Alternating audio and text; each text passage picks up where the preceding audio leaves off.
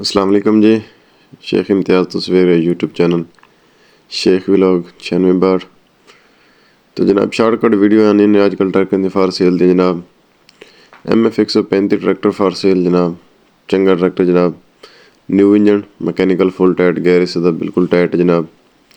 Shortcut video जनाब 76 model है तो मकैनिकल फुल टाइट जनाब समान नाल कोई शक नहीं लगी हुई तो बाकी गड्डी चंगी है मकैनिकल फुल टाइट गड्डी का रिव्यू कर लो जनाब।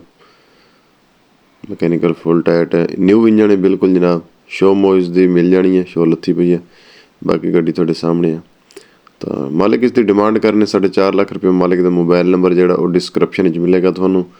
बाकी जोड़े भी चैनल तो नवे हैं चैनल सबसक्राइब कर लैन ताकि मेरी आने वाली हर नवी वीडियो थोड़े तक पहुँच सके। वीडियो तो लाइक तो कमेंट जरूर करना। किसी और भी ने कुछ सेल करनी हो तो डिस्क्रिप्शन में मेरा नंबर भी होएगा वही थोड़ा मिल जाएगा यूट्यूबर कॉन्टैक्ट ना तो बाकी ट्रैक्टर फार सेल हिच लगी है मालका ने ला लेनी है नाल कोई नहीं देनी। बाकी ट्रैक्टर फार सेल 4.5 लाख रुपये डिमांड है तो सानू तो इजाज़त मिलेंगे एक नवी वीडियो नाल। Thanks for watching.